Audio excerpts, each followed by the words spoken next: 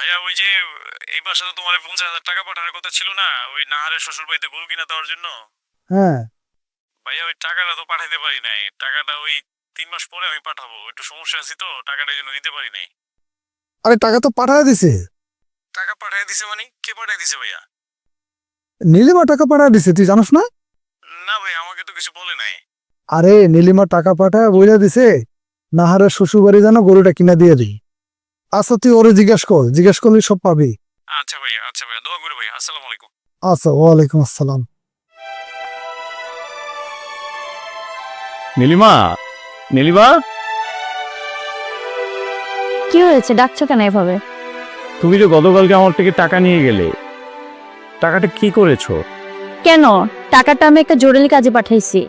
মানে জরুরি কাজে পাঠাইছো ঠিক আছে, কিন্তু টাকাটা কি তুমি আমাদের বাড়িতে পাঠাইছো বড় ভাইয়ের কাছে?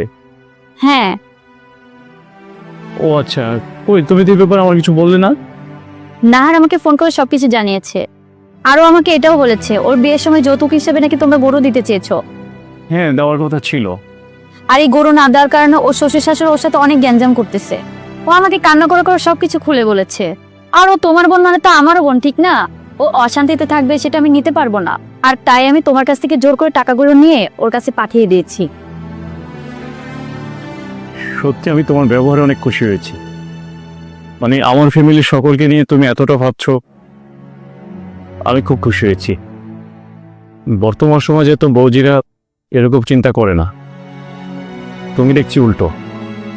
তোমার মতন বউ পাওয়া এটা একটা ভাগ্যের ব্যাপার। আরে হয়েছে, আর এত প্রশংসা করতে হবে না। যাও তুমি ফ্রেশ হয়ে নাও, আমি তোমার খাওয়া দিচ্ছি, যাও।